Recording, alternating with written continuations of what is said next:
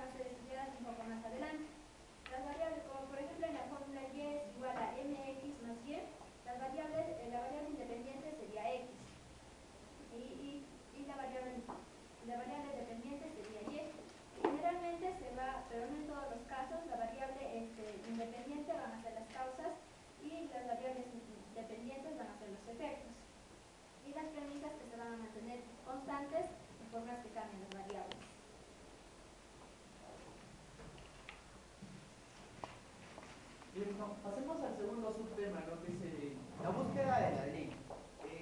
Este subtema va referido más o menos a la siguiente preponderante, ¿no?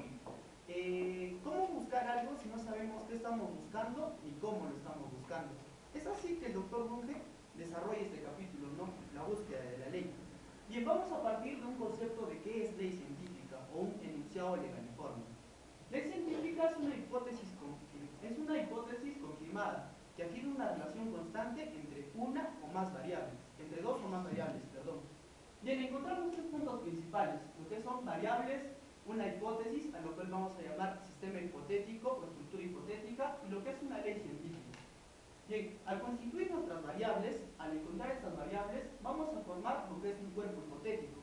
Y este cuerpo hipotético, al ser confirmado o contrastado, se va a convertir en una ley científica. Bien, entonces, pasemos a hablar de lo que son las variables. Nos dice que las variables van a depender de cómo conceptuemos el tema, si va a ser general o específico. Una vez que tengamos esto, vamos a proceder a discernir en dos tipos de variables, las que tengan independencia recíproca y las recíprocamente relevantes. Nos dice que una variable es independientemente recíproca cuando un cambio en los valores de una variable no constituye un cambio en los valores de la otra. Por el contrario, en los recíprocamente relevantes, un cambio en los valores de una variable constituye un cambio en los valores de la otra. Vamos a dar un ejemplo para que esto quede más claro. Por ejemplo, la aceleración de un cuerpo en caída libre. Al buscar estas variables en este tema podemos encontrar las siguientes, las que son gravedad, masa, también podemos encontrar precio, podríamos encontrar tiempo, valor estético u color. De estas 6 variables podemos distinguir tres. Por ejemplo, tenemos masa, gravedad y tiempo que van a ser recíprocamente relevantes. Y lo que es color, el precio y el valor estético, que son independientemente recíprocos.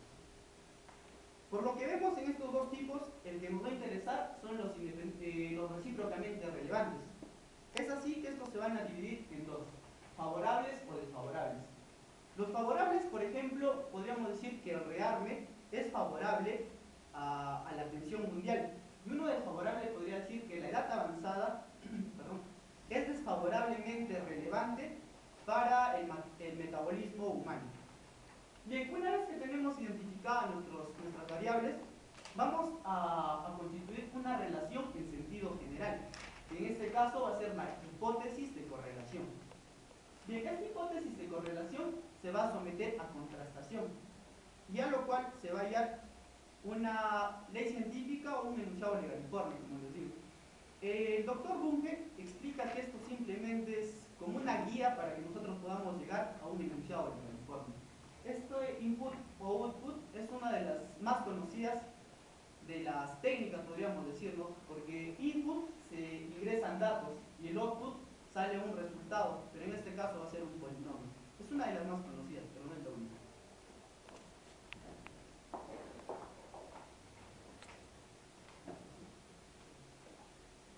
Yo les voy a hablar de las clases de leyes.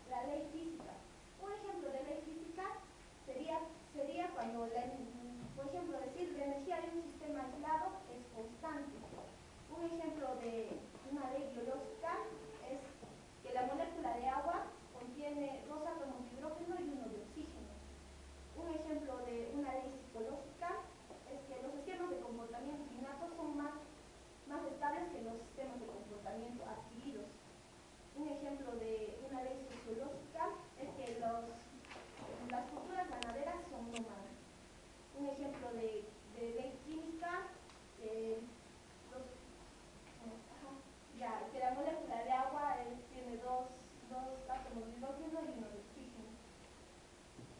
También incluye a la ley geológica.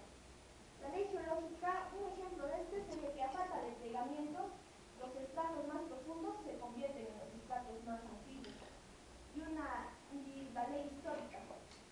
Un ejemplo de esto es que la horda precede a la tribu y la tribu precede a la sociedad estratificada. Forma y contenido.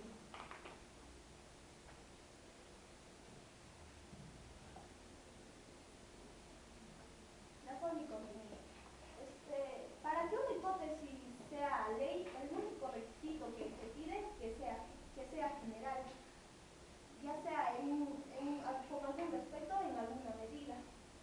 Y se pide que en alguno de sus enunciados por lo menos exista un prefijo que diga para la mayoría de, para casi todo o para todo.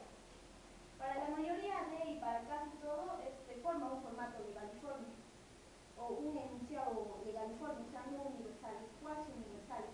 Por ejemplo, las leyes estadísticas. Dentro de las leyes estadísticas hay enunciados estadísticos y enunciados probabilísticos. Los enunciados estadísticos son no teóricos o semiteóricos, mientras que los probabilísticos son teóricos. Y también, para todo es universal, pero necesita de dos condiciones. Tiene que ser suficiente y necesario. Pero se puede dar el caso de que se dé en un solo individuo. Cuando es en un solo individuo, el cuantificador puede ser restringido o no restringido, tácito o explícito. Pero esto solo se da cuando es particular, no tiene que ser general, si no, no se puede. Bien, ahora comencemos hablando acerca de algunos conceptos que Mario Bunge nos da a conocer en su libro de la investigación científica. Bien, acá a una primera lectura del libro de Mario Bunge es un poco difícil entender los conceptos que nos plasman como fórmula metanomológica, regla fundamentada, fórmula legaliforme y entre otros conceptos. Pero veamos acá. Primero veamos qué es una ley. Bien, la ley es la constante relación que existe en la naturaleza. O sea, supongamos, la ley existe en la naturaleza, está en la naturaleza, nosotros la tenemos que buscar en la naturaleza. Supongamos, yo veo, ¿no?, por el fenómeno que digo, todos los perros nacen con rabo. Pues es una ley. ¿Por qué? Porque se encuentra en la naturaleza. En la naturaleza encontramos que todos los perros nacen con rabo, pero veamos más adelante. Mira, la ley, Mario Bunge nos trata de decir, nos da un concepto de ley como ley objetiva. Veamos acá, la ley objetiva. Veamos qué es una fórmula legaliforme. Es una fórmula que nos dice que intenta reproducir lo que lo llama ley. O sea, ¿qué quiere decir una fórmula legaliforme? Nosotros tenemos una ley y esa fórmula legaliforme trata de explicar a esa ley mediante sus características, trata de reproducir, como ya les dije, trata de explicar esa misma ley. ¿Qué es una fórmula nomopragmática? Una fórmula nomopragmática, su mismo nombre lo dice, es pragmático, es una fórmula que nos da a conocer por medio de la experiencia. Nosotros experimentamos con esa fórmula nomopragmática. Es que algo que se tiene que hacer o que se tiene que llevar a la práctica, a la experiencia, a la experimentación. Veamos qué es una fórmula metanomológica. Una fórmula metanomológica es un esquema de enunciados legaliformes, que más adelante lo vamos a especificar mejor, una fórmula metanomológica. ¿Y qué es una regla fundamentada? Nos habla de una regla fundamentada, que esta regla fundamentada nos va a permitir conseguir un objetivo predeterminado. O sea, esta regla fundamentada nos dice, tú haces esto, pero vas a conseguir esto. Nos da un objetivo predeterminado. Bien, son estos 4 conceptos que Mario Bunge nos habla. Una fórmula legaliforme, una fórmula metanomológica, una regla fundamentada y una fórmula nomopragmática. Eso nos habla acerca de la ley, unos conceptos generales que debemos tener en cuenta para recién conocer una ley. Bien, como ya les decía, la ley existe las relaciones constantes que están en la naturaleza. O sea, la ley se encuentra en la naturaleza, nosotros la ley no lo creamos, la ley lo buscamos, la ley está en medio de la naturaleza, nosotros tenemos que buscar mediante la investigación, nosotros encontramos las leyes. Como bien acá les menciono, la ley son las relaciones constantes que existen en la naturaleza, esa es una ley científica.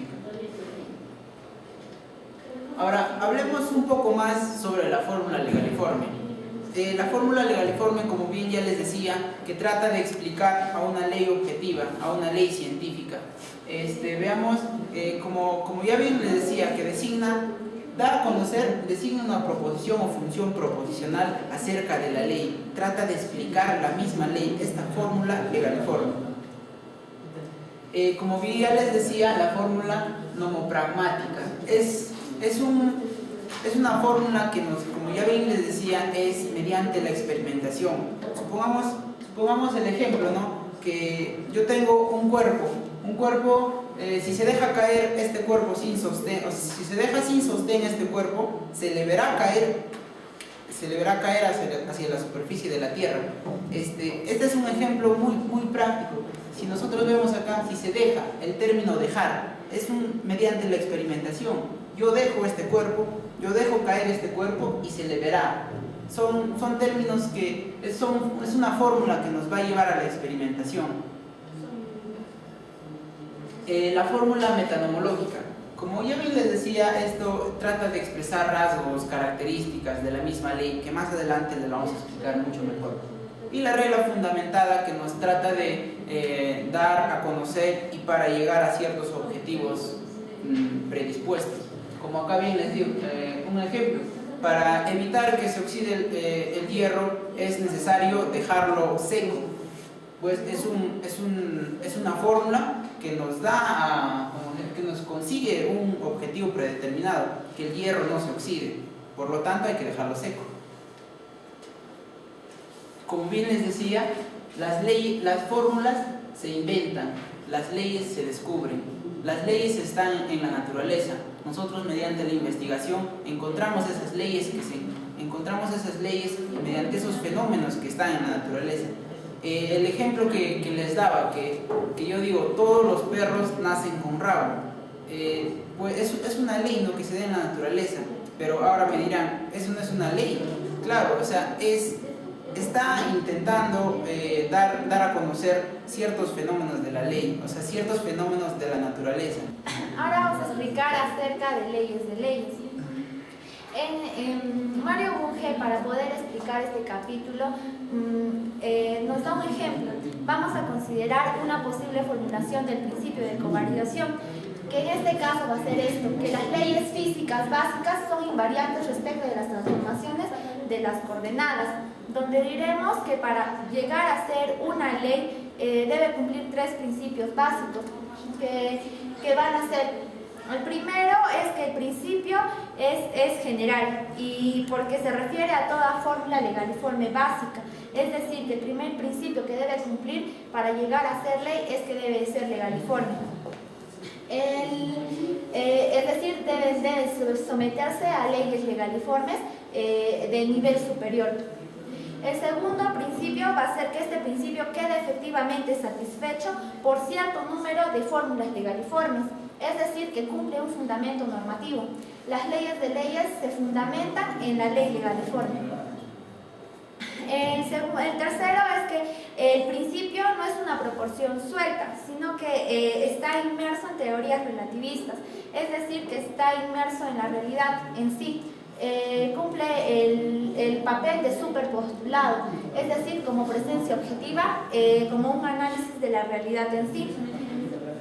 Así vamos a llegar a descubrir una ley legaliforme como una ley que va a cumplir la satisfacción, es decir, que una fórmula de importante nivel.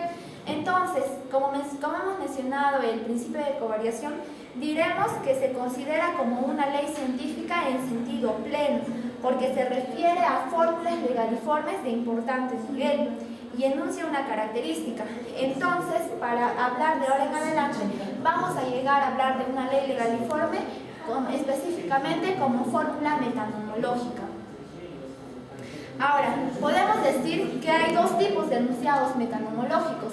Uno van a ser los descriptivos y el otro los prescriptivos. Los descriptivos van a ser enunciados acerca de propiedades efectivas o utilidad de enunciados legaliformes. Y los prescriptivos son enunciados acerca de deseables propiedades lógicas, epistemológicas y metodológicas de las fórmulas legaliformes. Estos no nos dicen cuáles son las características de una ley legaliforme, sino nos dicen cuáles deberían de ser. Es decir, que cumple o decir que los enunciados metanomológicos prescriptivos son pragmáticos. Ahora, ¿cuándo decimos que se aceptan las fórmulas metanomológicas? Las descriptivas se aceptarán si son verdaderas y se rechazarán si son falsas. Y las prescriptivas se afirmarán si son fecundas y se rechazarán si son estériles. Ahora, no podemos decir en las prescriptivas que son verdaderas o falsas. Dentro de las descriptivas vamos a encontrar dos niveles, que van a ser las analíticas y las sintéticas. Las analíticas se van a fundamentar o se van a desarrollar con teoremas matemáticos, y las sintéticas van a ser sensibles a la experiencia, es decir, que se tienen que corroborar con esta para llegar a ser verdaderas. Dentro de las prescriptivas vamos a tener cuatro tipos: las fecundas, las estériles, las prejudiciales y las divertidas. Donde las fecundas y las estériles nos dan una estrategia de construcción de teorías y sobre todo abordan a la filosofía de la ciencia. Así diremos que una fórmula legaliforme no puede desarrollarse al azar, sino que estas van a estar sometidas a leyes de nivel superior, que en este caso van a ser las fórmulas metanomológicas, y estas parcialmente van a estar incluidas en la metaciencia. Ahora vamos a pasar a hablar acerca de la regla de la ley, donde nos va a mencionar acerca de los hechos, ¿no? Que todo acontecimiento satisface un conjunto de leyes, y donde nos menciona que las leyes hechas por el hombre, solo las leyes hechas por el hombre pueden violarse, mientras que las leyes legaliformes o los enunciados legaliformes no se violan, sino se refutan. Ahora, acá todo acontecimiento que está en la realidad va a cumplir un conjunto de leyes para poder llegar a ser ley. Así va a cumplir específicamente con el principio de legalidad. Ahora, vamos a tener acerca del nacimiento de nuevas leyes. ¿Cuándo nacen nuevas leyes? Específicamente nacen cuando se dan tres aspectos: por número, por disposición o por cualidad. Así vamos a tener una nueva ley, ya sea esta aceptada o rechazada. Ahora, vamos a mencionar acerca del principio de legalidad. El principio de legalidad no es una hipótesis científica, tampoco es metacientífica. Vamos a decir que el principio de legalidad es un principio ontológico que va a estar confirmado sobre la investigación científica y presupuestado por eso. Bien, como ya bien les decía, las fórmulas se inventan, las leyes se descubren. Las leyes se encuentran en la naturaleza, están en medio de la naturaleza. El ejemplo que les daba, que todos los perros nacen con rabo, es una ley. Bueno, no es exactamente una ley, pero trata de explicar ciertos fenómenos que existen en la naturaleza. Abstrae una ley que tiene abstrae ciertas variables de la naturaleza. Hablemos un poco más acerca de las fórmulas legaliformes. Como bien les decía, las leyes son reconstrucciones conceptuales acerca de la ley. Ahora, vean, tienen un dominio de validez limitado. ¿Por qué un dominio de validez limitado? Porque la misma ley no abarca todo en conjunto la naturaleza. La misma ley abarca solo una cierta cantidad de variables. El ejemplo que les daba, que todos los perros nacen con rabo, abarca cierta característica de la naturaleza. No abarca todo en general, abarca solo ciertas cosas. Por eso se dice que posee un dominio de validez limitado. Es limitado esa ley, a menos que sea una ley que se convierta en teoría y pueda abarcar una gran cantidad de variables. Ahora, mediante la investigación científica, ¿qué buscamos? Buscamos nuevos problemas. Ahora, estos problemas van a llegarse a formular leyes, y estas leyes se van a convertir en teorías. Mediante esta búsqueda constante de leyes, mediante las anteriores leyes que ya habíamos encontrado y que vamos a seguir encontrando muchos más problemas en la investigación. Ahora, yo les hago la pregunta, ¿una fórmula legaliforme es una ley objetiva? La respuesta es no, muchachos. Una fórmula legaliforme no es una ley objetiva. Fórmula legaliforme trata de explicar la ley, como ya bien les decía, trata de explicar la ley. Una fórmula legaliforme no es una ley objetiva. Ahora, esta fórmula legaliforme correlata una cierta cantidad de variables, como ya les decía, cierta cantidad de variables limitadamente. Ahora, si nosotros nos ponemos a pensar a los gorriones que si ustedes lo vieron, los gorriones en los árboles, son como que se mueven los gorriones, son un poco agitados los gorriones. Ustedes dirán, sacan un conocimiento, ¿no? Yo digo, los gorriones son muy agitados, es un conocimiento común, es un conocimiento que por mi propia experiencia, la que yo vi, son generalizaciones empíricas. O sea, empíricamente yo por la observación lo vi a los gorriones que se mueven, ¿no? Que son muy agitados. Esto es un conocimiento común, son características del sentido común de mi propia persona, son acontecimientos de la vida cotidiana que se da, que yo mediante la observación o la experimentación, es un conocimiento común. Ahora, este conocimiento común, para que sea una ley, ¿qué debe de hacerse? Este conocimiento común, para que trate de llegar a ser una ley, deben teorizarse o sistematizarse, lo que acá vemos. Ahora, pero ¿qué es teorizarse o sistematizarse? Veamos. Un conocimiento común, para que sea una ley, necesita teorizarse, necesita investigar mucho más para que llegue a ser una ley. Ahora, pero ¿para qué? ¿Para qué quiero que el conocimiento común sea una ley? ¿Por qué? Y busco a conseguir una ley. ¿Por qué? Porque ese conocimiento común yo necesito fundamentarlo mediante mi hipótesis. Puedo decir que esos gorriones que son tan agitados, diría que los gorriones de la ciudad de Lima son muy agitados porque al momento de que ellos son agitados predicen el terremoto. Es una hipótesis mía, es un conocimiento común que yo tengo. Puedo decir, ahora, pero esto para que sea ley tengo que fundamentarla. Si nosotros llegamos a fundamentar, esta hipótesis llegamos a fundamentar, podemos conseguir a que este conocimiento común sea una ley. Ahora, también este conocimiento común, para que trate de llegar a ser una ley, necesita la contrastación, contrastar con la experiencia, ver, observar, experimentar ese hecho, esa hipótesis que yo tengo, debo de contrastarla con la realidad mediante la experimentación. Eso es lo que nos habla pues Mario Bunge en su libro de la investigación científica, que todo debemos experimentarlo, debemos de dar a conocer mediante la práctica. Y ahora, pero ¿por qué? ¿Por qué yo necesito que mi conocimiento común sea una ley? Porque para mí es necesario, tal vez para la sociedad pueda ser necesario. Por eso es lo que trato de teorizarla o sistematizarla, ese conocimiento común que yo tengo. Ahora, ¿qué cosas yo llego a conocer cuando hago de teorizar o fundamentar ese conocimiento común? Trato de predecir algunos acontecimientos futuros mediante esa hipótesis que yo decía, que los gorriones son tan agitados porque predicen los terremotos. No puedo decir, es mi hipótesis. Es para mí, yo estoy prediciendo, me estoy dando a conocer, tratar de conocer el futuro, ¿no? Son predicciones que yo mismo me puedo hacer con eso, ¿no?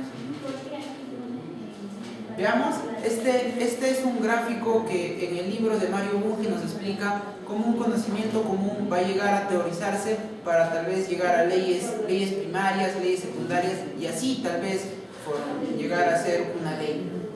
¿Cómo empieza para formarse una ley? Mediante acá los datos que yo les decía que es un conocimiento común, las variables que aquí tenemos. Es un conocimiento común que va mediante la inducción. Mediante la inducción nosotros llegamos a una generalización empírica, que son los conocimientos comunes, ¿no? Es mi actividad cotidiana que yo pueda tener. Ahora, esta generalización empírica necesita teorizarse para que sea una ley de nivel alto o de nivel bajo. Pues bueno, así va a pasar mediante este proceso y de ahí vamos a deducir y para tal vez llegar a una conclusión o a una ley. Y esto pues hay que tratarlo de contrastar en la realidad mediante la experimentación, mediante la práctica. Y pues algunos datos, algunos hechos no observados que no van a ir en mi hipótesis y algunos hechos que sí deberían ir en mi hipótesis, que yo tengo que contrastarlo, que yo tengo que demostrarles esa hipótesis. Así es el proceso en que un conocimiento común trata de llegar a ser una ley, trata de teorizarse, de mejorarse ese conocimiento común, fundamental. Ahora, ¿cuáles son esos requisitos que para que un conocimiento sea científico, sea una ley científica? Mario Bunge nos habla de 3 requisitos básicos que debemos tener en cuenta, que es la generalidad auténtica. ¿Qué es eso? La generalidad auténtica nos trata de decir que es algo propio de una persona que se formula un problema, ¿no? Es algo auténtico, es algo mío, es propio, que yo trato de explicar, que trato de fundamentar mediante las hipótesis que tengo y pues tratar de llegar a ser unas leyes. Bueno, otra de la segunda característica para que se considere ley científica, como ya bien les decía, es la corroboración empírica. Mediante la experimentación que nosotros vemos acá, a un científico,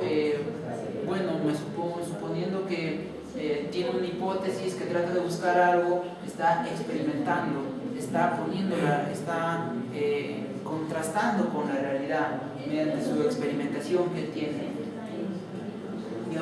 Y lo último, que sea sistemático. ¿Qué es sistemático, Eric?